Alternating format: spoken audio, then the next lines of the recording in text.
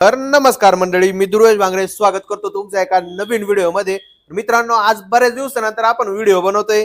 काही कारण होते, बरेच दिवस माझी तब्येत बरोबर नव्हती, थोडा पाठीचा प्रॉब्लेम झाला होता। तर मंडळी, आज मी तुम्हाला सांगणार आहे की आपल्याला हॉटेलमध्ये काय काय कामं करावं लागतात आणि कशी कशी कामं करावं लागतात ते। सकाळीच लवकर आपली आरमाडा घेऊन हॉटेलवरती गेलो आणि सगळ्यात पहिलं काम म्हणजे आपलं किचन झाडायचं। डेली किचन झाडल्याशिवाय आपण किचन सुरू करत नाही। त्यानंतर मग रात्री घासलेले भांडे सगळे लावून दिले, मस्त पुसून बिसून लावून देत असतो। त्यानंतर दुसरं महत्वाचं काम म्हणजे आपला तंदूर पेटून घ्यायचा। तंदूर मध्ये लाकडं घातले, तंदूर पेटायला लावला, मग यादी बनवली ना अकोल्याला गेलो सगळं मटेरियल आणण्यासाठी। अकोल्यात गेलो तर जाता जाता रोड मध्येच आपली पिशवी फाटली, बंद तुटला पिशवीचा, मग दादाकडून लगेच शिवून घेतला बंद। त्यानंतर गेलो मटण आणायला, मटण घेऊन फ्रेश भाजीपाला आणायला गेलो। दररोज भाजीपाला फ्रेशच असतो, फ्रेशच खाऊ घालतो कस्टमर्सला। त्यानंतर खानावळीत आलो, मटण स्वच्छ धुवून घेतलं आणि उकडायला टाकलं। तर तुम्ही म्हणशाल की हा सगळे काम स्वतः कावर करतोय, कारण की मित्रांनो आपल्या खानावळीमध्ये झिरो स्टाफ आहे, कोणीच कामाला नाही, सगळेच घरचे माणसं आपलं काम बघत असतात।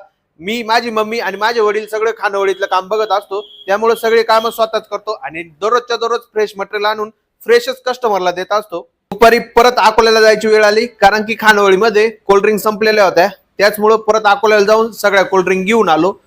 दुपारपर्यंत खानावळीमध्ये गर्दी खूप कमी होती, संध्याकाळी मात्र गर्दी झाली। त्यातच आपल्याला बिर्याणीची ऑर्डर आली, म्हणून तांदूळ भिजत घातला आणि बिर्याणीचा मसाला बनवायला घेतला।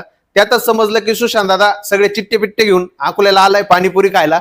मग सुशांत दादा आपल्या खानावळीत आला, 5 मिनिटं धावती भेट दिली, कारण की त्याच्या हॉटेलमध्ये खूप गर्दी होती।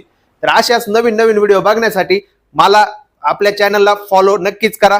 धन्यवाद।